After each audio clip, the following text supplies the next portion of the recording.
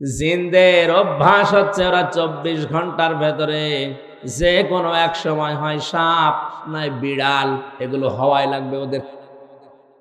এই জন্য রাতের বেলা অনেকে বের হওয়ার পরে কালো বিড়াল যারা দেখেন, সবগুলো কালো বিড়াল না, ওগুলো দুই একটা জিনও আছে। ওগুলো দেখলে আপনি একেবারে সরাসরি যদি দেখেন বলবেন আস্তাগফিরুল্লাহ অথবা লা হাওলা ওয়ালা কুওয়াতা ইল্লা বিল্লাহ। আর একটু বেশি পারলে আয়াতুল কুরসি পড়ে বুকে ফু দিয়ে নেবেন, নয়তো যদি দুষ্টু হয় আপনার একটা ক্ষতি করে দেবে। মুহাদ্দিস সাহেব নামাজ শেষ করার পরে ঘরের ভেতরে তাকিয়ে দেখলেন দুইটা সাপ খেলা করছে।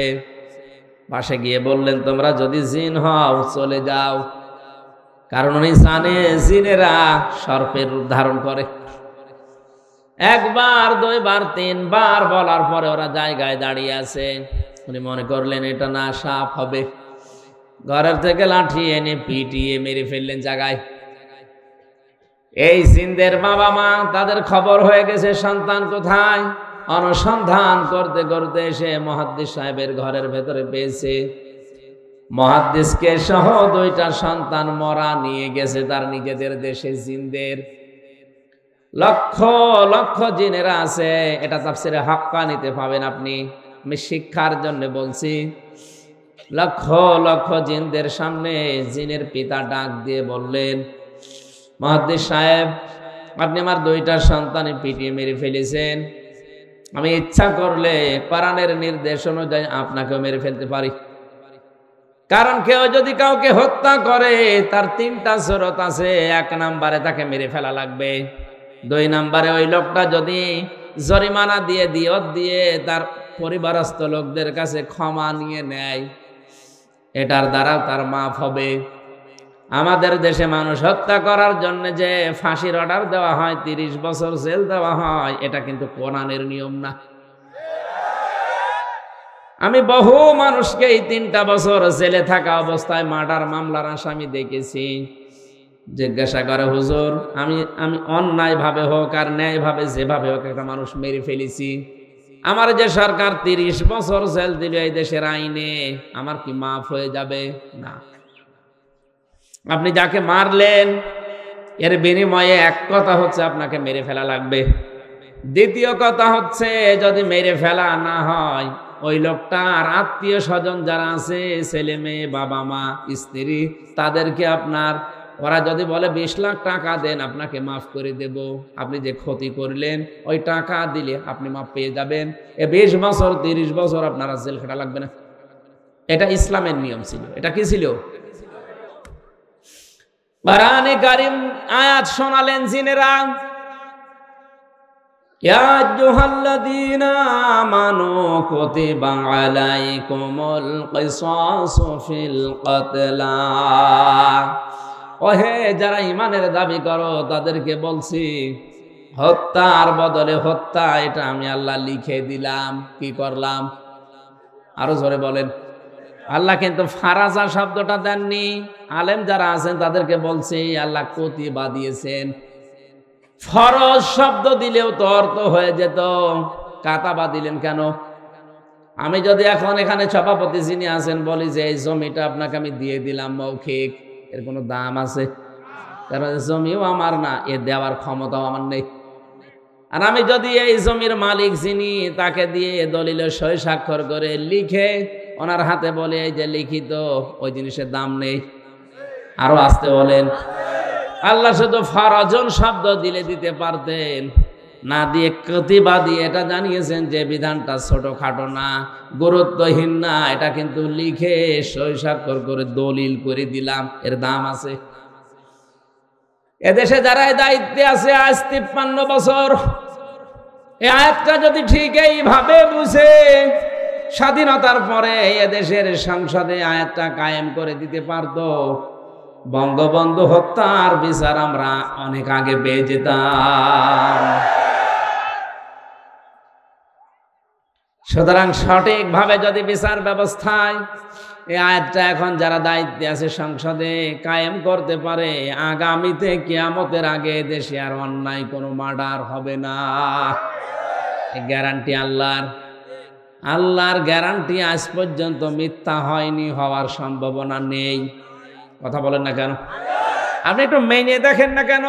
ফামান তাবিআ হুদায়া ফালা খাউফুন আলাইহিম ওয়ালা হুম ইয়াহজানুন। আল্লাহ পাক বলেন যে হেদায়েত পাঠিয়েছি, এটা যদি অনুসরণ অনুকরণ করে চলতে পারো, আমি গ্যারান্টি দিলাম কোনো ভয় নেই, কোনো চিন্তা নেই। যে সমস্ত ভয়গুলো মানুষ আজ করে, যে রাস্তায় গেলে আমরা অনেকেই খুন হয়ে যাই, বাড়িতে থাকলে অনেকে গুম হয়ে যায়, এই ভয়টা কোরআন গ্যারান্টি দিচ্ছে যে থাকবে না। আর কোরআন যদি না থাকে, ও ভয় দিন দিন আরো বাড়বে। এই জন্য আমাদের উচিত হচ্ছে ৯৬% মুসলমানের দেশে কোরআন এর এই আইনটা সংসদে পাস হোক। এক কথা বলেন, কিয়ামতে অন্তত যে গলাগুলো সাক্ষী দিল, কিয়ামতের ওই ময়দানে আল্লাহ যেন এই কণ্ঠগুলোকে আমাদের এই আয়াতের পক্ষে থাকার কারণে সাক্ষী হিসাবে কবুল করেন। আরে ভাই, ছোটখাটো বিষয় কিয়ামতে আল্লাহ দেখবে। ইব্রাহিম নবীর পক্ষে ছিল একটা ব্যাঙ, এই জন্য ব্যাঙের পোশাক আল্লাহ পাক করে দিয়েছে। ইব্রাহিম নবীর বিপক্ষে ছিল একটা কাংলাস, এই জন্য কাংলাস দেখলেই মেরে ফেললে 10টা নেকি হয়। ওনাদের দ্বারা কোনো কাজ কিন্তু হয়নি, কাংলাসের দ্বারাও কোনো কাজ হয়নি, ব্যাঙের দ্বারাও কাজ হয়নি। কারণ এমন আগুন জ্বলছিল, 1 কিলোমিটার উপর দিয়েও যদি পাখি উড়ে যায় ঝলসে পড়ে যেত। এত বড় বিশাল অগ্নিকুণ্ড, এখানে ব্যাঙের পোশাকের কাজ হবে? বলেন না কেন? কিন্তু ব্যাঙের এই পোশাককে হযরতে জিবরাইল দেখার পরে জিজ্ঞাসা করলেন, তুমি যে পোশাক করো কোনো কিছু করতে পারবা? ব্যাঙ তার বলেছিল, ফেরেশতা আমি জানি আমার পোশাকে কাজ হবে না, কিন্তু আমার মালিককে আমি দেখাতে চাই যে আমি তোমার খলিলের পক্ষে আছি, ওই বেটা নমরুদের বিপক্ষে আছি। আল্লাহ এত বেশি পছন্দ করলেন কথাটা, ওই দিন থেকে কিয়ামত পর্যন্ত যত ব্যাঙ আসবে সব ব্যাঙের পোশাককে আল্লাহ পাক বলেই ঘোষণা করে দিয়েছেন। এই এদিকে তাকান, একটা ব্যাঙ ইব্রাহিম নবীর পক্ষে থাকার কারণে যদি তার পোশাক পর্যন্ত পাক হয়ে যায়, আমরা যে নবীর পক্ষে আছি তিনি কিন্তু খলিলুল্লাহ না, তিনি হাবিবুল্লাহ। বলেন বলেন, খলিলুল্লাহ আর হাবিবুল্লাহর পার্থক্য কি? খলিল বলা হয় ওই বন্ধুকে যে বন্ধু আমার আল্লাহর জন্য সব করতে পারে, আর হাবিব বলা হয় ওই বন্ধুকে যে বন্ধুর জন্য আমার আল্লাহ সব করেছেন। জোরে বলেন সুবহানাল্লাহ। ইব্রাহিম নবীর পক্ষে থাকার কারণে যদি ব্যাঙের পোশাক পাক হয়ে যায়, আমরা মুহাম্মদুর রাসূলুল্লাহ হাবিবুল্লাহর পক্ষে থাকলে আমাদের জীবন পাক হয়ে যাবে। এই জন্য আল্লাহর আয়াতের পক্ষে যারা সায় দিলেন, আপনি মানেন না সেটা আলাদা, কিন্তু আপনাকে রায় দেওয়া লাগবে যে আমরা এই আয়াতটা সংসদে দেখতে চাই। আচ্ছা, হাজারো মানুষ জেলখানাতে, প্রায় 1 লাখের উপরে মানুষ এখন জেল খাটছে সারা বাংলাদেশে। অধিকাংশগুলোই লক্ষ্য করলে দেখা যায় মার্ডার মামলা। গাজীপুরের কাশিমপুর কারাগারে প্রায় 1200 মানুষ এখনো ফাঁসির দণ্ডাদেশ নিয়ে মাথায় নিয়ে কন্টেম সেলে কাটাচ্ছে। 10,000 মানুষ ওখানে আছে, 4 জেল মিলে প্রায় 1200-1300 মানুষ শুধু ফাঁসির আসামি, এদেরকে সব ফাঁসি দেওয়া হবে। এদের 1 নাম্বার অপরাধ হচ্ছে এরা মানুষ হত্যা করেছে, এই কারণেই তো ফাঁসি দেয়। জিনদের পিতা ডাক দিয়েছে, মুহাদ্দিস সাহেব আমি কিন্তু আয়াত অনুযায়ী আপনাকে মেরে ফেলতে পারি, কিন্তু আমার একটা হাদিস জানা আছে, কোন সৃষ্টি যদি তার আকৃতি পাল্টিয়ে ফেলে তাকে মেরে ফেললেও কোনো গুনাহ নেই। আমার সন্তান 2টা তাদের নিজেদের আসল আকৃতি পাল্টিয়ে সর্পের আকার ধারণ করেছে। আপনি যেটা বললেন যে 3বার তাদের বলার পরেও তারা শোনে নাই, এই জন্য আপনি না বুঝতে পেরে মেরে ফেলেছেন। আমি আপনার কোনো দোষ দিতে চাই না, তবে একটা কথা, যে কোরআন শুনতে গিয়ে জীবন গেছে, স্থান ত্যাগ করে নাই, আপনার এই মধুর কণ্ঠ দিয়ে আমাদেরকে ওই কোরআন থেকে একটা কিছু শুনিয়ে বিদায় করেন। মুহাদ্দিস শাহ ওয়ালিউল্লাহ দেহলভী রহমতুল্লাহ আলাইহি তার মধুর কণ্ঠ দিয়ে কোরআনের সবচাইতে সুন্দর সূরা যেটা সূরা রহমান তেলাওয়াত করে শোনালেন, আর রহমানু আল্লামাল কুরআন খলাকাল ইনসানা আল্লামাহুল বায়ান। হাজার হাজার জিনের অজ্ঞান হয়ে গেছে, হুশ যাদের ছিল তারা সঙ্গে সঙ্গে বলে উঠেছে, উলুহিয়া ইলাইয়া আন্নাহু ইসতামাআ নাফারুম মিনাল জিন্নি ফাকালু ইন্না সামি'না কুরআনান আজাবা। তারা বলেছে অবশ্যই যে ওহী শুনলাম এটা আশ্চর্য কোরআন। শব্দের দিকে খেয়াল করেন, ইয়াহদি ইলার রুশদি ফাআমান্না বি।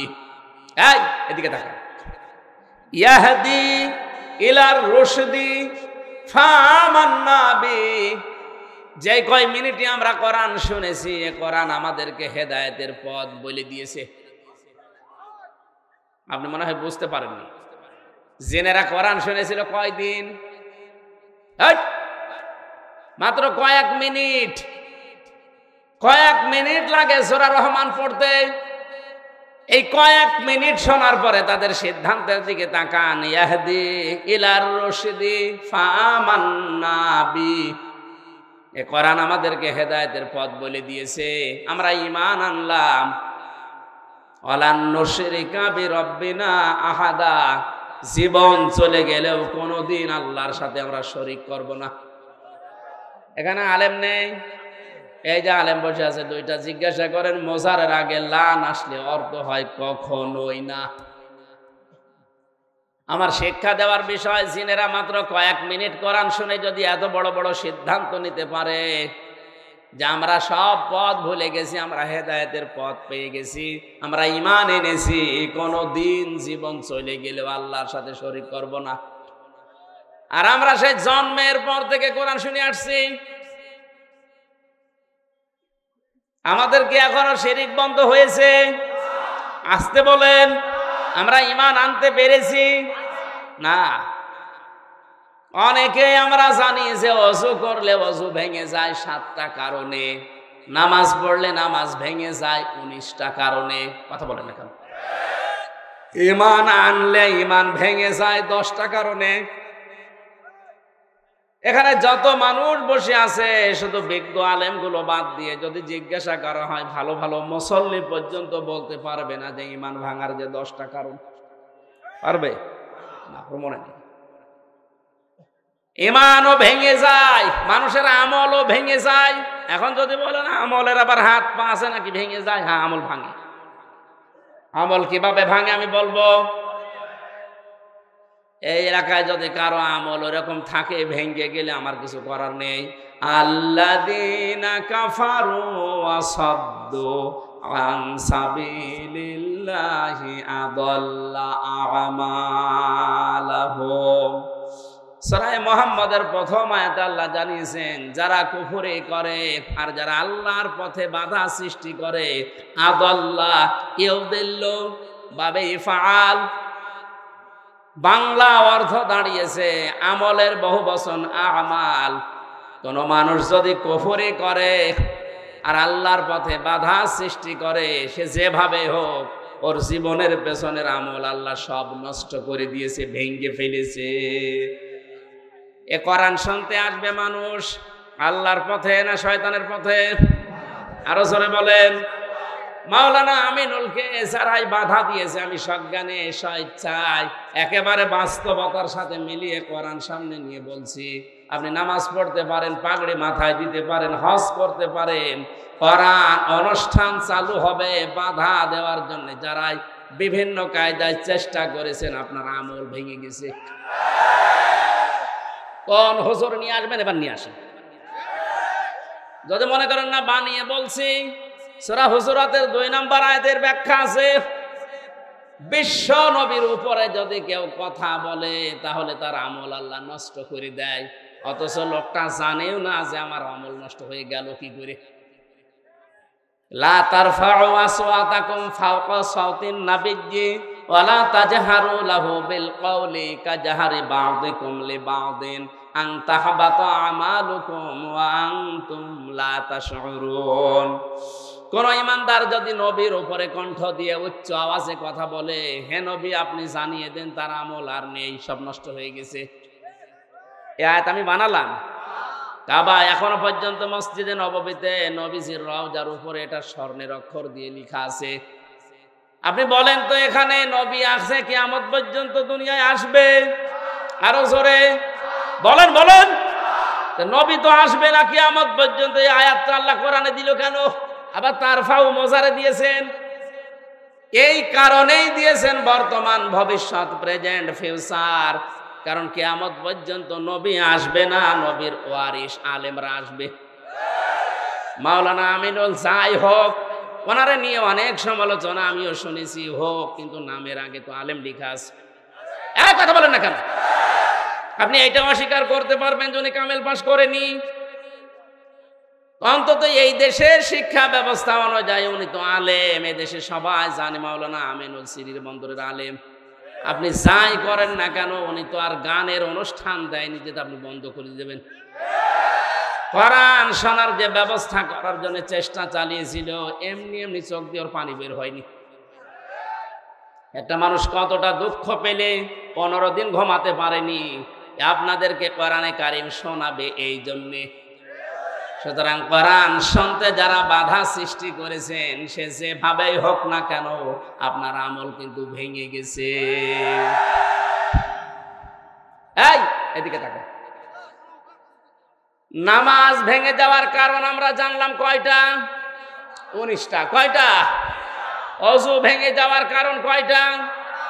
আমল ভেঙে যাওয়ার কারণ কয়টা? 2টা। আন্দাজে শুনছি। সূরা মুহাম্মদের প্রথম আয়াত দলিল দিলাম না যে 2টা? কথা বলেন না কেন? পৃথিবীর যে কোনো জিনিস আপনি দেখবেন সেটা নষ্ট হয়ে যাওয়া, ভেঙে যাওয়ার একটা পথ আছে। আমাদের যে আমল আছে, এই আমল ভেঙে যায় এই কারণে, নামাজ ভেঙে যায় এই কারণে, রোজা ভেঙে যায় এই কারণে, হজ ভেঙে যায় এই কারণে, যাকাত নষ্ট হয়ে যায় এই কারণে। যাকাত নেওয়ার জায়গা আছে 8টা। কয়টা? এই 8টা বাদ দিয়ে যদি মানুষ 9 নাম্বার জায়গায় দেয়, তাহলে ওই যাকাত ভেঙে যাবে, নষ্ট হয়ে যাবে। জান্নাত যাওয়ার জন্য যেটা আসল দরকার, ঈমান, ঈমানও মাঝে মাঝে ভেঙে যায়। আসতে বলেন। ঈমান ভাঙে না? ঈমান ভাঙার কারণ 10টা। কয়টা? আমি সংক্ষেপে আপনাকে লিখে নেওয়ার জন্য বলছি, কাজে লাগবে লিখেন। ঈমানও মানুষের ভেঙে যায়। 1 নম্বরে সূরা জুমারের 65 নম্বর আয়াতের দলিলটা আছে। আমি শুধু থিওরিগুলো বলছি, বাড়িতে মিলিয়ে নিন। 1 নম্বরে দুনিয়া কেউ যদি শিরিক করে, তার ঈমান ভেঙে যায়, নষ্ট হয়ে যায়। ওই ঈমান নিয়ে জান্নাতে যাওয়া সম্ভব না। 2 নম্বরে কেউ যদি কুফরি করে, কুফরি মানে কি? ঢেকে ফেলা। কুফরি মানে অস্বীকার করা, ঢাকনা দেওয়া, চেপে রাখা, গোপন করা। আল্লাহর কোন বিধান জানার পরে যদি কেউ চেপে রাখে, গোপন করে, সে উপকার আনতে কাফের, তারও ঈমান ভেঙে গেছে। আর এটা বাংলাদেশে এখন বেশি। দাও খোদা দাও আমায় আবার ওমার দারাজ দিল, দাওয়ালির মতো বীর সেনানি জাগাতে নিখিল। দাও খোদা দাও আমায় আবার ওমার দারাজ দিল। হামজাকে দাও ঘরে ঘরে জীবন দিতে ওয়াকাতরে। হামজাকে দাও ঘরে ঘরে জীবন দিতে ওয়াকাতরে। আবার কাবা ভাঙতে এলে পাঠাওয়া বাবিল। দাও খোদা দাও আমায় আবার ওমার দারাজ দিল। সচ্চা ঈমান দিয়ে পাঠাও শত সাহাবা, যাদের দেখে বিশ্ব আবার বলুক মারহাবা। আবার পাঠাও আবু বকর, ফিতনা ফাসাদ শোক সমর। অনড় পাহাড় সম দাও সে মনের মিল। দাও খোদা দাও আমায় আবার ওমার দারাজ দিন। আমার ভাইরা, আমি মাওলানা আমিনুলের কথা এমনি বলি না, যেহেতু নবীজির ইন্তেকালের আগে যে কথা ছিল গুরুত্বপূর্ণ কয়টা, তার ভেতরে এটা একটা। আল উলামা ওয়ারাসাতুল আম্বিয়া, আলেমরা আমি নবীর ওয়ারিস। আমি হয় মাওলানা আমিনুল, মাওলানা হোসাইন, মাওলানা হারুন যাই হয়ে দেশে আলেম যারাই আছে, আপনি বিশ্বাস করতে পারেন এদের আমল আখলাক ত্রুটি বিচ্যুতি থাকতে পারে, কিন্তু এরা নবীর ওয়ারিস। কিয়ামতের ময়দানে আল্লাহ পাক যদি বিচারও করে, আলেমদের সবার সম্মুখে করবে না, কুদরতের পর্দা দিয়ে ঢেকে নিয়ে গোপনে বলবে এগুলো করেছিলি। এই জন্য একটা মনে সান্ত্বনা আছে, কিয়ামতে অন্তত আল্লাহ মানুষের সামনে অপমান করবে না। শাস্তি যদি দিতেও চায় আল্লাহ গোপনে দেবে। আল্লাহর কাছে আমাদের জীবনের আলেমদের কাকুতি মিনতি, আল্লাহ তুমি গোপনে মাফ করে দিও। তোমার সাত্তার নামের ওসিলায় যেভাবে গোপন করে দিয়েছো, দুনিয়ায় কেউ জানে না। আমির হামজা, মাওলানা হোসাইন, মাওলানা আমিনুল কি করেছে অনেকে জানি না, তোমার জানা আছে।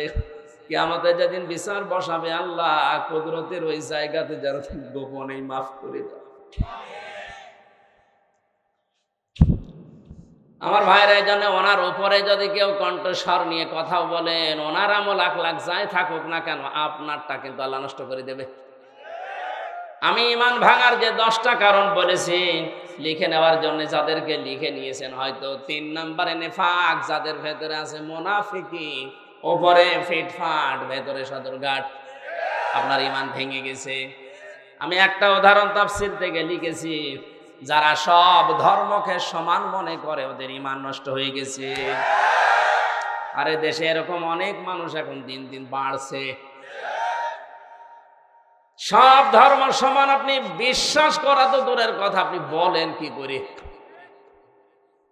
যে দলিলগুলো আপনি দেন যে লাকুম দীনুকুম ওয়ালিয়া দিন, লা ইকরাহা ফিদ্দিন, এই আয়াতের অর্থ আপনি নিজেই ভুল করছেন, নিজেই উল্টাপাল্টা করে ঈমান হারাচ্ছেন, মানুষকেও হারাতে বাধ্য করছেন। যারা বিভিন্ন পূজা মণ্ডপে গিয়ে কথা বলে যে আমরা সার্বজনীন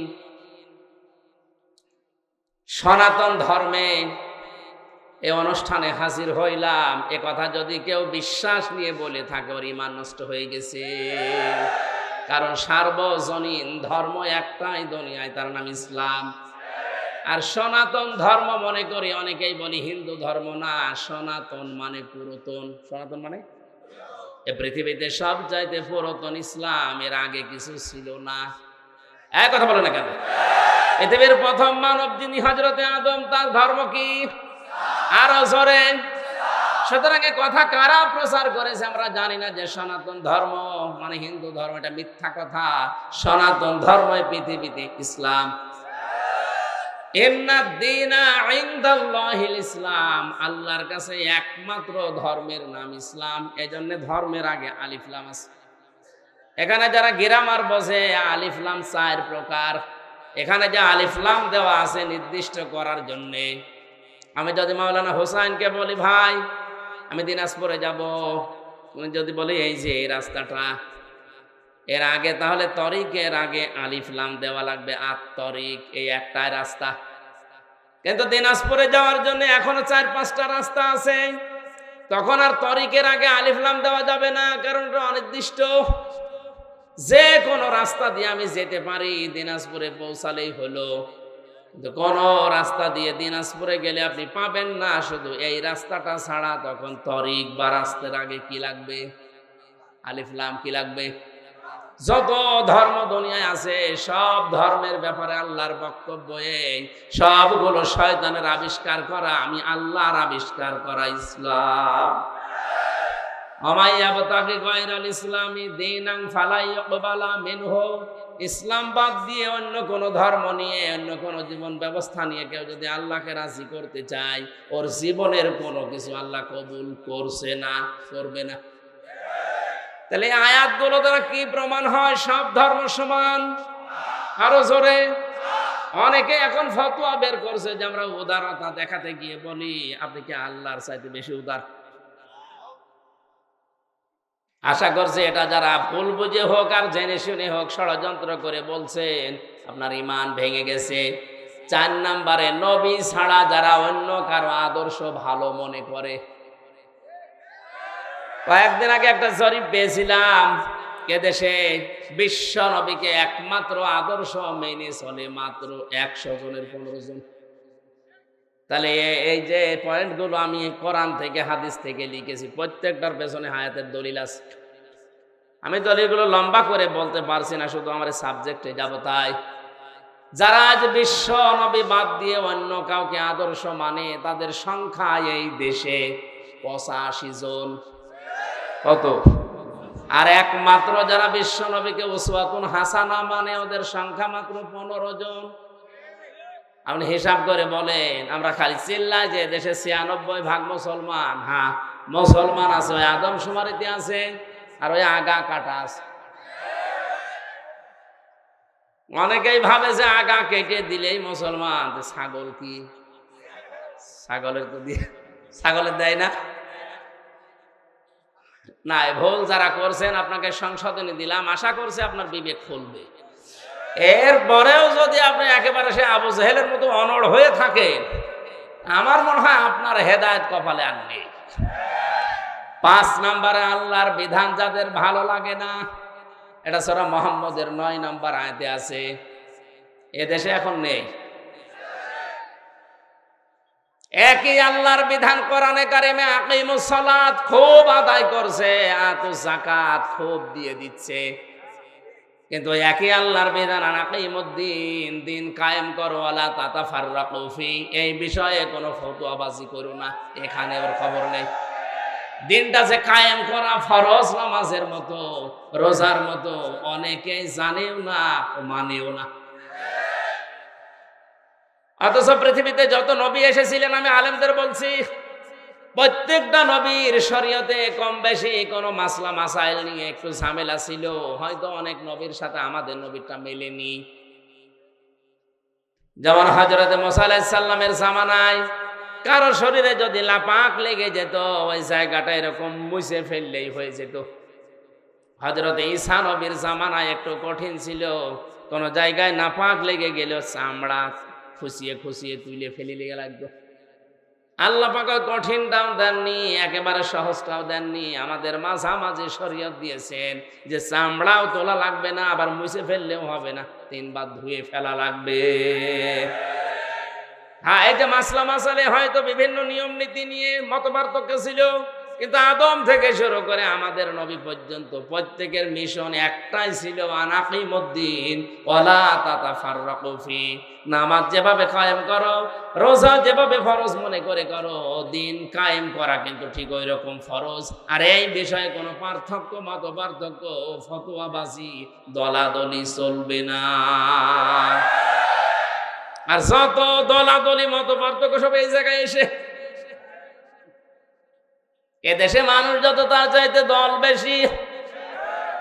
এটা মিথ্যা কথা। কারণ এমনও লোক আছে 1 জন 2 3 দল করে, যখন যে দল উনি ওই দলের কর্মী, যেদিকে বৃষ্টি পড়ে ওইদিকে ছাতা ধরে, এরকম মানুষ আছে না নেই? আল্লাহর কোন বিধানকে আপনি যদি খারাপ মনে করেন, হ্যাঁ আপনার বুঝে আসছে না, সেটা আলাদা কথা বলছেন। আল্লাহর বিধানকে খারাপ মনে করলে ঈমান নষ্ট হয়ে যায়, ভেঙে যায়, ব্যর্থ হয়ে যায়। 6 নম্বরে, দিনের কোন বিধানকে নিয়ে কেউ যদি কটাক্ষ করে, উপহাস করে, মর্যাদা দিতে না চায়, এটা আজ দিন দিন বাড়ছে। আল্লাহর বিভিন্ন বিধান নিয়ে মানে তো না, আর কটাক্ষ করে, আর উপহাস করে উড়িয়ে দেয়। আমি একটা উদাহরণ দিচ্ছি আল্লাহর কোরআন থেকে, একটু খেয়াল করে শোনেন। কোরআনের কোন আয়াত বোঝার জন্য কেউ যদি চেষ্টা করে তার কিন্তু 500 রাকাত নফল নামাজের সওয়াব। ইন্নাল্লাযীনা কাযযাবু বিআয়াতিনা ওয়াস্তাকবারু আনহা লা তুফাত্তাহু লাহুম আবওয়াবুস সামা ওয়া লা ইয়াদখুলুনাল জান্নাহ। আল্লাহ পাক বলেন, হে নবী, নিশ্চয় যারা আমি আল্লাহর আয়াতকে অবিশ্বাস করে, মিথ্যা মনে করে, আর যখন আমার আয়াত দিয়ে ওয়াজ করা হয়, তাফসির করা হয়, ব্যাখ্যা করা হয়, সতর্ক করা হয়, ও মানুষ সতর্ক না হয়ে অহংকার করে আর উঠে চলে যায়। ওয়াস্তাকবারু আনহা, ইস্তেকবার করে, অহংকার করে, দাম্ভিকতা দেখিয়ে মুখ ফিরিয়ে চলে যায়। ওয়াকাযালিকা নাজজিজ যালিমিন। এই যে মানুষগুলো যারা আল্লাহর আয়াত নিয়ে, আল্লাহর কোরআন নিয়ে, আল্লাহর বিধান নিয়ে কটূক্তি করে, উপহাস করে, এরা নামাজ পড়তে পারে, রোজা রাখতে পারে, দাড়ি রাখতে পারে, মারা যাওয়ার সঙ্গে সঙ্গে আমি আল্লাহ কবরটা জাহান্নাম বানিয়ে দেব। আল্লাহ শুধু এতটুকুই দেননি, আল্লাহ এর পরবর্তী শব্দের দিকে খেয়াল করেন। মিহাদু ওয়া মিন ফাওকিহিম গাওয়াশ, ওদের কবরের ভেতরে রাখার সঙ্গে সঙ্গে পেছনে নিচে যে বিছানাটা, এটা হয়ে যাবে আগুনের বিছানা, উপরে দেওয়া হবে আগুনের চাদর। জোরে বলেন নাউজুবিল্লাহ। এই আয়াতটা আমার চোখের সামনে যখন আসে, আমি দেখতে পাই এদেশে অনেকেই এখন এই আয়াতে শামিল। অথচ এরকম মানুষ মারা গেলে আমরা অনেকে উপরে ফুল দিয়ে রাখি। কথা বলে না কেন? সারা জীবন যে আল্লাহর আয়াতকে উপহাস করে, ঠাট্টা করে, আল্লাহর বিধানকে যার পছন্দ হয় না, এ মানুষটা মারা গেলে উপরে ফুল কেন, 2 তলা বিল্ডিং কেন, 15 তলা বিল্ডিং বানিয়েও কাজ নেই। কারণ আল্লাহ নিজে ওরে জাহান্নামের চাদরের বিছানা দেবে, জাহান্নামের চাদর দিয়ে ঢেকে দেবে। জোরে বলেন নাউজুবিল্লাহ। আমার ভাইরা, যেন ঈমান যেন আপনার ভেঙে না যায়, সতর্ক থাকবেন। 7 নম্বরে যারা জাদুকর, এদের ঈমান ভেঙে যায়, এলাকায় মনে হয় নেই। 8 নম্বরে মুসলমানদের বিরুদ্ধে যারা ষড়যন্ত্র করে, এটা এখন বেশি। কথা বলেন না কেন?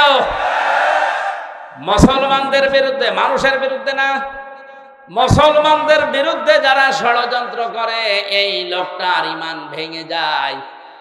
মান সালিমাল মুসলিমুনা মিন লিসানিহি ওয়া ইয়াদিহি, ওই লোকটাই আসল মুসলমান, যার হাত থেকে, মুখ থেকে মানুষেরা নিরাপত্তা পায়। ঠিক আছে? না না, ঠিক নেই। এই আপনি কি শোনেন?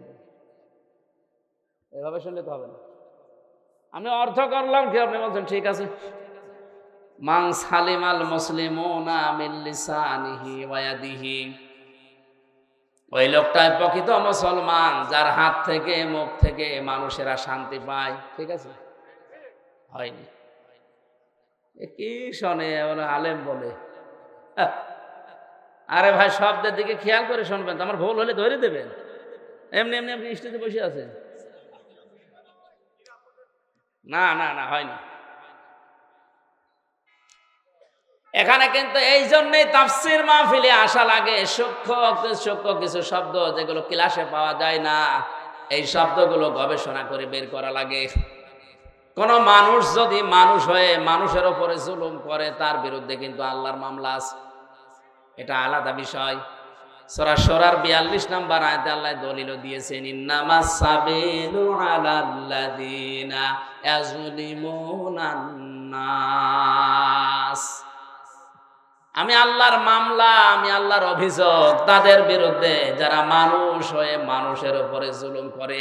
আল্লাহ এখানে ইয়াজলিমুন আল মুসলিমুনা দেয়নি, দিয়েছে ইয়াজলিমুনান। বলেন বলেন, হিন্দু কি মানুষ না? খ্রিস্টান, ইহুদি? তাহলে মানুষ মতবাচ্যে যারা বিবেচিত, সে যে ধর্মের হোক, ওর ওপরে কেউ যদি জুলুম করে, তার অধিকার নষ্ট করে, তার বিরুদ্ধে মামলা কার, এটা আলাদা বিষয়। কিন্তু এখানে আল্লাহর নবী নাস শব্দ দেননি, দিয়েছেন মুসলিমুনা। কি দিয়েছেন? আমি এইটা বোঝানোর জন্যই বলছিলাম, ওই লোকটাই আল্লাহর কাছে প্রকৃত মুসলিম, যার হাতের দ্বারা আর মুখের দ্বারা মুসলমানেরা নিরাপত্তা পায়। আপনি কেমন মুসলমান? আপনার হাতের দ্বারা আর মুখের দ্বারা মুসলমানেরা শান্তিতে থাকে না, আরো আতঙ্কে থাকে। এখানে ইয়াদি মানে এই হাত শুধু না, ক্ষমতার হাত, এক কথা বলেন, আইনের হাত, টাকা পয়সার হাত, প্রভাব প্রতিপত্তির হাত, এই হাতও হতে পারে। এক একটা শব্দের প্রায় 33টার উপরে অর্থ আছে, সর্বনিম্ন 33টা, উপরে 99টা। যেখানে যেই শব্দটা খাটবে, অ্যাপ্রোপ্রিয়েট হবে, ওইটা ওই জায়গায় আপনাকে লাগানো লাগবে। এই জন্য তাফসির করতে গেলে এক শব্দের একাধিক অর্থ আপনার জানা থাকতে হয়, না একটা শব্দের একটা অর্থ জেনে যদি শুরু করতে চান আপনি উলটপালট করে ফেলবেন। কোরআনে কারিমে আল্লাহ দরবা দিয়েছেন, দরবা মানে মারা। দরবা মানে কি? আমাদের সে মিজান মন সাহেবে পড়িয়েছে দরবা মানে আঘাত করা, দরবা মানে মারা। অথচ তাফসিরের ভাষায় 33টার উপরে শব্দ আছে। দরবা মানে দৃষ্টান্ত দেওয়া, দরবা মানে সফর করা। আমার সবগুলো এখন মনে নেই, আমার যতটুকু আয়ত্ত আছে আমি মিলাতে পারি কোরআন পড়তে গেলে, যে এই জায়গায় দৃষ্টান্ত হবে, এই জায়গায় সফর করা হবে, এই জায়গায় মারা হবে।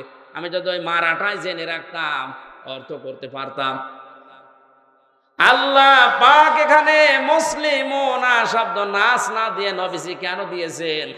এদন শব্দ দিয়ে শুধু এই হাত আমরা বুঝি ক্ষমতার হাতের দ্বারা, আইনের হাতের দ্বারা। যারা মুসলমানদেরকে শান্তিতে থাকতে দেয় না, এরা মুসলমান না। প্রভাব প্রতিপত্তি আছে এলাকায়, টাকা পয়সার মালিক, এই কারণে তাদের এই টাকা পয়সার যে হাত আছে, প্রভাব প্রতিপত্তির হাত আছে, এই হাতের দ্বারাও অনেকে, অনেক মুসলমান আজ শান্তিতে নেই। অনেক মুসলমানের প্রভাব প্রতিপত্তি আছে, জোর করে মসজিদের সভাপতি হয়ে বসে আছে, না দিলে আবার রাগ করে। এটা একটু বেশি হয়ে গেল। হ্যাঁ, মসজিদের সভাপতি হওয়ার জন্য কমপক্ষে 5টা গুণ লাগে। কয়টা? না ভাই, আমার এই ওয়াজ করার দরকার নেই। অনেক সভাপতি শেষে বলবো দরকার নেই, আমি ছেড়ে দিলাম, প্রসা লাগা যা। আপনি ছেড়ে দিলে অসুবিধা নেই। এখন যারা সংসদ সদস্য কয়েকদিন আগে থেকে আওয়াজ তুলেছে, বাংলাদেশেও কলকাতা আর মমতার মতো এই দেশে ইমাম আর মুয়াজ্জিনদের সরকারি ভাবে বেতন দেওয়া লাগবে। এই দাবির পক্ষে আমাদের এই সংসদ সদস্য যিনি পিরোজপুরের, উনি বলেছে, তার পক্ষে আছে না নেই?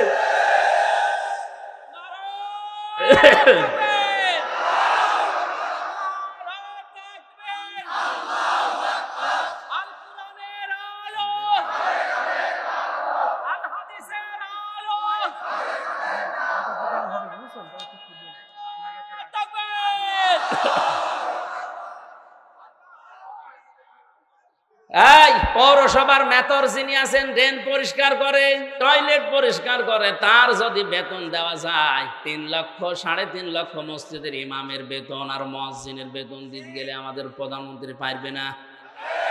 564টা মডেল মসজিদ বানিয়েছে, এখানে যদি বেতন দিতে পারে ইমাম মুয়াজ্জিনের, 3.5 লাখ মসজিদের ইমাম মুয়াজ্জিনের বেতনও দিতে পারবে। সে কলিজা তার আছে, এক কথা বলছে না কেন? তার কলিজা না থাকলে 10.5 লাখ 12 লাখের উপরে, তাকান কত মানুষকে আশ্রয় দিয়েছে। চীন এত বড় রাষ্ট্র, একটা মানুষও নেয়নি। এক কথা বলছে না কেন? আর সমালোচনা আলোচনা তার বিরুদ্ধে পক্ষে বিপক্ষে আছে, কিন্তু তার কয়েকটা কাজ কিন্তু খুব ভালো। বিশেষ করে একটি খামার একটি বাড়ি, এই প্রকল্পের মাধ্যমে অনেকে আজ একটা কর্মজীবন পেয়েছে, একটা মাথা গোজার ঠাঁই পেয়েছে। প্রধানমন্ত্রীর জীবনে কিছুই যদি আল্লাহর ভালো না লাগে, এই কাজটা ভালো হবে, কারণ এটা কোরআনে কারিমের সূরা মুদ্দাসসির থেকে নেওয়া। আলাম নাকুন নুতি'মুল মিসকিন, হে নবী আপনি মিসকিনদেরকে খাবার দেবেন, যারা দেয় না তারা মুসলমান দাবি করলেও জাহান্নামে যাবে। সুতরাং শুধু নিজে খেয়ে পরে বাঁচবেন, এতিম মিসকিন অসহায় মানুষের খবর রাখবেন না, আপনি জান্নাতে যেতে পারেন না। উনি হয়তো এই আয়াত থেকে এই শিক্ষাটা নেওয়ার জন্য একটি খামার একটি বাড়িয়ে প্রকল্প চালু করেছিল। আর দুর্নীতি হয়েছে, হয়তো অনেকে একটি খামার একটি বাড়ি বানাতে গিয়ে বাঁশের বদলে রড দিয়েছে, আমরা জানি, কিন্তু কাজ তো করেছে। যারা দায়িত্ব পেয়েছিল ওরা 2 নাম্বারই করলে উনি ওখানে ডাকাতি করবে কি? সুতরাং এই কাজটা যেন আল্লাহ কবুল করেন। লক্ষ লক্ষ মানুষের মাথা গোজার মতো একটা ঠাঁই হয়েছে, একটা কর্মসংস্থান তৈরি হয়েছে। জোরে বলেন সুবহানাল্লাহ।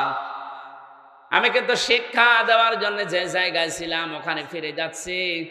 যে মানুষগুলো কাউকে মুসলমানদের বিরুদ্ধে ষড়যন্ত্রে লাগিয়ে দেয়, এই লোকটার মুসলমান থাকে না, ইমান ভেঙে যায়। 9 নম্বরে কাউকে যদি কেউ ইসলামের ঊর্ধ্বে মনে করে, ওর ইমান নষ্ট হয়ে যায়। আমি এই শব্দটা আর বলবো না। কাউকে আপনি ইসলামের ঊর্ধ্বে মনে করতে পারবেন না, এমনকি নবীজিও না। কারণ নবীজি ইসলামের প্রচারক ছিলেন, ইসলামের খাদেম ছিলেন। বিশ্ব নবীকে যখন পাথর দিয়ে দিয়ে মেরে মেরে রক্তাক্ত করে ফেলে রাখতো, জিবরাইল এসে পাথরগুলো সরিয়ে বড় একটা পাথরকে বলতেন তুলা হয়ে যাও, তোলার মতো নরম করে ওখানে যখন শুয়ে দিতেন, জিবরাইলকে নবীজি বলে ভাই আমার কি কাজ? নবীজিকে আল্লাহ শুনিয়েছেন, ফেরেশতা বলে দাও যে দিনের জন্য নবীকে পাঠিয়েছি ওই দিনের জন্য মার খেয়েছে। সকাল বেলা থেকে মুহাম্মদ রাসূলুল্লাহর ওই দিনের প্রচার করাই কাজ। তাহলে দিনের মর্যাদা কত বেশি ইসলামের। এজন্য ইসলামের ঊর্ধ্বে কাউকে মনে করা যাবে না, সে যেই হোক। কথা বুঝতেছেন? আমার কাছে আগে ইসলাম, আমি মুসলিম হিসাবে, এরপরে অন্য কিছু। 10 নম্বরে ইসলামের কোন বিধানকে যারা ঘৃণা করে, এটা সূরা সেজদার 22 নম্বর আয়াতের ব্যাখ্যায় পাবেন। তাহলে আমি বলছিলাম দুনিয়াতে অনেক কিছু আছে যেগুলো করলেই হয় না, ভেঙে নষ্ট হয়ে যায়। এই পৃথিবীতে শয়তানের যে বন্ধু, এই বন্ধু কিন্তু ভেঙে যায়। শয়তানের সাথে যারা বন্ধুত্ব করে, এই বন্ধুত্ব ভেঙে ফেলার বুদ্ধি আছে না নেই? আমরা যারা শয়তানের সাথে বন্ধুত্ব করলাম, এই যে অপচয় করে, অশ্লীলতা ছড়ায়, যৌনতা ছড়ায়, নবীদের, তার মানে নবীর ওয়ারিসদের মুখের উপরে জোরে কথা বলে, আল্লাহর পথে চলতে বাধা দেয়, এগুলো সব শয়তানের কাজ। কার কাজ? আল্লাহ আমাদেরকে হেফাজত করুন, বলেন আমিন। সূরা জুমার মাত্র 2টা আয়াত পড়েছিলাম। এমন গুরুত্বপূর্ণ বিষয় আল্লাহ আয়াতের ভেতরে দিয়েছেন, একটু খেয়াল করে তাফসীর আকারে শোনেন। ইয়া আইয়ুহাল্লাযীনা আমানু ইযা নুদিয়া লিস-সালাত। আল্লাহ পাক বলেন ঈমানদারেরা যেদিন আযান দেওয়া হয়, ইলা ইয়াউমিল জুমআ ইযা নুদিয়া লিস-সালাতি মিন ইয়াউমিল জুমআ, জুমার দিন যখন আযান দেওয়া হয়, ডাকা হয়, আহ্বান করা হয়, ঘোষণা দেওয়া হয়, ফাসআউ ইলা যিকিরিল্লাহ, তোমরা আল্লাহর জিকিরের দিকে, নামাজের দিকে দৌড়াও। কে বলছেন? আরো জোরে বলেন। ওয়াজারুল বাই, দুনিয়ার সব বেচা কিনা কাজ কারবার বন্ধ করে দাও। যালিকুম খায়রুল লাকুম ইন কুনতুম তা'লামুন, এইটাই ভালো কাজ, এইটা যদি তোমরা বুঝে থাকো। এবার আসেন আয়াতের বাস্তব ব্যাখ্যা কি। আল্লাহ পাক শব্দটা দিয়েছেন ইযা নুদিয়া লিস-সালাতি মিন ইয়াউমিল জুমআতি ফাসআউ ইলা যিকিরিল্লাহ, যখন আযান হয়ে যাবে সব কাজ কাম বন্ধ করে দিয়ে দৌড়াও নামাজের দিকে। কিসের দিকে? আরো জোরে বলেন। আর আমরা হাদিস শুনেছি এতদিন যে নবীজি জানিয়েছেন কেউ যেন নামাজের জন্য দৌড়িয়ে মসজিদে যাবা না। শোনেননি? শুনছি মানে কি? এটাই সঠিক হাদিস। মুসলিম শরীফের হাদিস হচ্ছে কেউ যেন মসজিদে দৌড়িয়ে যাবা না নামাজ পড়ার জন্য। ফজরের নামাজে নবীজি নামাজ আদায় করছেন, নামাজের ভেতরে ধপ ধপ করে কিছু আওয়াজ শুনলেন, নামাজ শেষ হয়ে গেল, ঘরে বসলেন, ডাক দিয়ে বললেন সাহাবীরা নামাজের ভেতরে আমার কানে আওয়াজ এসেছে, ধপ ধপ করে আওয়াজ হচ্ছিল কিসের? সাহাবেরা বলে, হুজুর আমরা ফজরে টের পেয়েছি দেরিতে, জলদি করে ওযু করে মসজিদে আমরা অনেকেই দৌড়িয়ে এসে জামাত ধরেছি। ওই দিন নবীজি হাদিসটি বলেছিলেন যে তোমরা কেউ দৌড়িয়ে জামাত ধরবা না, যতটুকু পারা যায় ধীর স্থির ভাবে নামাজ পাও, বাকি যেটা পাবে না কাজা করে নেবে।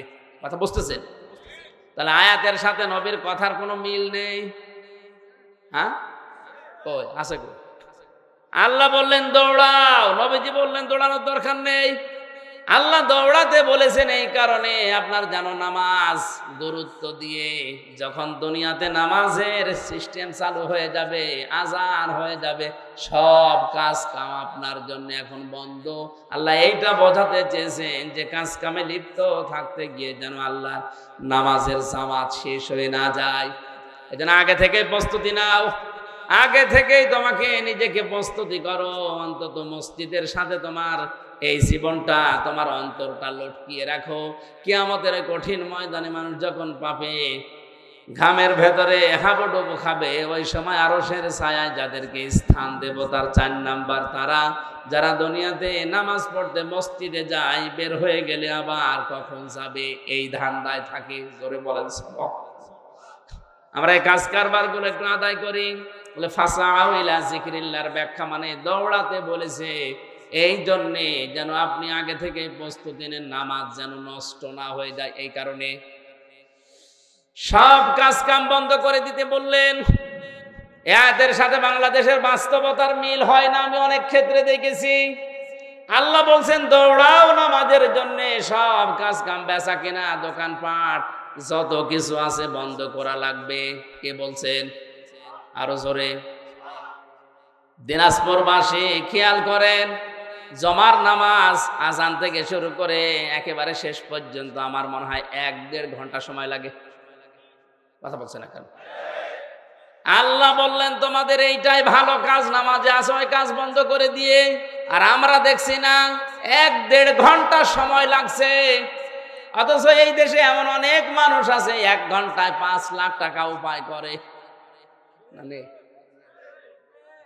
আপনার বেশি মনে হয়ে যাচ্ছে। ঢাকাতে ডাক্তার মতিয়ার রহমানের বাড়ি খুলনা, উনি পিত্তথলির পাথর বের করেন অপারেশন ছাড়া।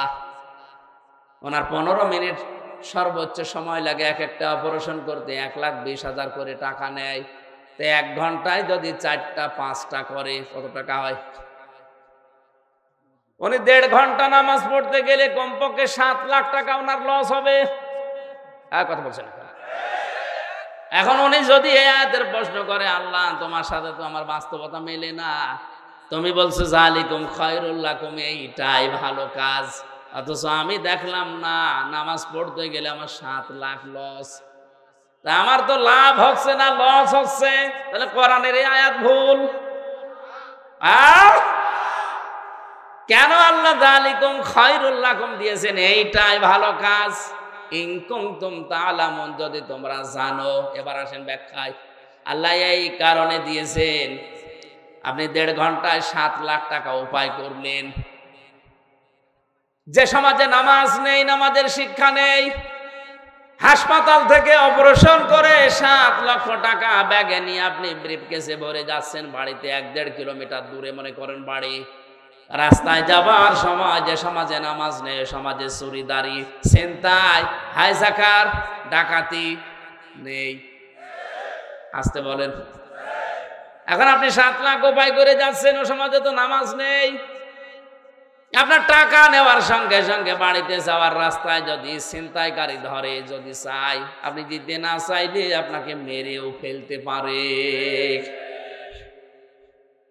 আল্লাহ এই কারণে নামাজের গুরুত্ব দিলেন, কারণ নামাজ যদি কায়েম হয়ে যায়, নামাজের শিক্ষাগুলো যদি ব্যক্তি, পরিবার, সমাজ, রাষ্ট্রে এসে যায়, 7 লাখ না 7 কোটি টাকা সঙ্গে নিয়ে গেলেও তোমার মনে আল্লাহ ছাড়া আর কোন চোর, ডাকাত, হাইজাকার, ছিনতাইকারীর ভয় থাকবে না। এরকম একটা পরিবেশ আল্লাহর নবী মদিনায় গঠন করেছেন না করেন নাই? আরো জোরে। একবারও কি দেখতে মনে চায় না যে নামাজের সমাজটা বাংলাদেশে কায়েম হলে কি করে হাইজাকার মুক্ত, সন্ত্রাস মুক্ত, দুর্নীতিবাজ মুক্ত, সাদাবাজ মুক্ত, চোর ডাকাত মুক্ত একটা জীবন কিভাবে চালানো যায় শান্তিতে, ওটা দেখতে মনে চায় না? আরো জোরে বলেন চাই না? আল্লাহ এই জন্য এটা বলেছেন যালিকুম খায়রুল লাকুম, এটা ভালো। এজন্য নামাজ কায়েম করো, নামাজকে দাঁড় করাও। হ্যাঁ, নামাজ যখন পরিবারে সমাজে রাষ্ট্রে কায়েম হয়ে যাবে নামাজের শিক্ষাগুলো, তখন আর মসজিদে বসে থাকার দরকার নেই। ফাইদা কুদিয়াতিস সালাতু ফান্তাশিরু ফিল আরদি ওয়াবতাগু মিন ফাদলিল্লাহ। নামাজ যখন শেষ হয়ে গেছে, এখন আর মসজিদে থাকা যাবে না, এখন ছড়িয়ে যাও, ছিটিয়ে পড়ো, অনুসন্ধান করো আল্লাহর রিজিক। আল্লাহর কি? আরো জোরে। ইয়াতে বিধান হচ্ছে দুইটা, একটা নামাজ পড়ো আর একটা ছড়িয়ে পড়ো। খেয়াল করেন, তাহলে নামাজও ফরজ, জমিনে হালাল রুজির জন্য চেষ্টা করা, কষ্ট করা। আরো জোরে। আল্লাহ কিন্তু নামাজের আগে ওয়াজকুরুল্লাহ দেননি যে নামাজের আগে তোমরা আল্লাহর বেশি বেশি জিকির করো, বলেননি। কিন্তু ওয়াজকুরুল্লাহ কাসীরা দিয়েছেন ওয়াবতাগু মিন ফাদলিল্লাহর আগে। তোমরা যখন অনুসন্ধান করতে যাবে রিজিক জমিনে, তখন কিন্তু আল্লাহর জিকির, আল্লাহর স্মরণ ভুলে যেও না। কারণ আমি আল্লাহ জানি নামাজে দাঁড়িয়ে মানুষ এমনি আমাকে ডাকবে, কিন্তু বাস্তবতায় গিয়ে, কর্মজীবনে গিয়ে, প্র্যাকটিক্যাল লাইফে গিয়ে যদি আমি আল্লাহর কথা মনে না থাকে, ওখানে দুর্নীতি হওয়ার সম্ভাবনা আছে না নেই? এখানে নামাজের ভেতরে অনেককে দেখা যায় কাকু কাঁদতেছে, নামাজের গুরুত্বও দিয়েছে, কিন্তু কর্মজীবনে যে এই জিকিরটার স্মরণ করে না, এই জন্য ঘুষ খায়, সুদ খায়। আরো জোরে বলেন। ভার্সিটিতে থাকাকালীন একবার মাস্টার্সের সার্টিফিকেট নিয়ে আসতে গেছি, যার কাছে গেলাম বললাম স্যার সই করে দেন একটা সিল মেরে। অনেক আমারে বলছে হামজা তাড়াতাড়ি কর। বলছে স্যার আমি তো তাড়াতাড়ি করছি। কিছুক্ষণ পরে আমারে বলছে তাড়াতাড়ি কর, আমি জোহরের নামাজে জামাত ধরবো। আমি বলছি আমি তো তাড়াতাড়ি করছি, আমি গাড়ি ধরবো। মাথা নিচু করে বলছে 1000 টাকা বের কর। তো আপনি জামাত ধরবে? কিসের জামাত আপনার? এইটাই আপনার আসল জামাত। সরকার আপনার কাছে 8টা ঘন্টা কিনে নিয়েছে, 45,000 টাকা বেতন আপনার। এক কথা বলেন না কেন? আপনি মাত্র 10 মিনিট নামাজ পড়তে যাবেন শহরের, এই 10 মিনিটের জন্য এত তাড়াতাড়ি করছেন যে তাড়াতাড়ি কর আমি জামাত ধরবো। তা আপনার যে 8 ঘন্টা জামাত এখানে চলছে, ছেলে মেয়েরা আসবে সই করে সেল মেরে দেবেন, এইটাই আপনার জামাত। কথা বলেন না কেন? আল্লাহ এই জন্য বলেছেন কর্মজীবনে যে যেন আমাকে ভুলেছেও না, আমার জিকিরটা ওই জায়গায় আরো বেশি করো, তাহলে এই দেশে দুর্নীতি হবে না। আয়াতের শেষে ছিল লাআল্লাকুম তুফলিহুন, যদি এটা করতে পারো আমি আল্লাহ বলছি তোমরা সফল হয়ে যাবে। জোরে বলেন সুবহানাল্লাহ। এই জন্য আমরা যদি আল্লাহর রিজিক অনুগ্রহ পেতে চাই, আল্লাহর দয়া পেতে চাই, এদিকে তাকান, আল্লাহর অনুগ্রহ যদি কেউ পেতে চায় তাহলে জমিনে আসা লাগবে। আর আল্লাহর রহমত যদি কেউ পেতে চায় মসজিদে যাওয়া লাগবে। মসজিদে ওঠার সময় বলা হয় আল্লাহুম্মা আফতাহ লি আবওয়াবা রাহমাতিক, হে আল্লাহ তোমার রহমতের দরজা আমার জন্য খুলে দাও। এক কথা বলেন না কেন? আর যখন বের হয় মানুষ তখন কি চায়? আল্লাহুম্মা ইন্নী আসআলুকা মিন ফাদলিকা, এই যে ফজল অনুগ্রহ, হে আল্লাহ আমি তোমার কাছে আশা করি, চাই যে তুমি আমার রিজিক দাও, ফজল দাও। এখানে ফজল মানে রিজিক, ফজল মানে কি? তাহলে আমাদের কাজের সময় কাজ করা লাগবে, আর নামাজের সময় দুনিয়ার সব স্টপ, নামাজ পড়া লাগবে। এখন থেকে সিদ্ধান্ত নিয়ে যান, যত কঠিন পরিস্থিতি তৈরি হোক না কেন, ফরজ নামাজ আমি জীবনে আর ছেড়ে দেব না। হ্যাঁ, আমি আর চাই করি না কেন, ফরজ নামাজ। নামাজ শেষ হয়ে গেলে মসজিদে আর বসেও থাকবো না, কারণ আল্লাহর নির্দেশ ফান্তাশিরু ফিল আরদি ওয়াবতাগু মিন ফাদলিল্লাহ। নামাজ শেষ হয়ে গেছে, এখন জমিনে ছড়িয়ে পড়ো, এই নির্দেশ কার?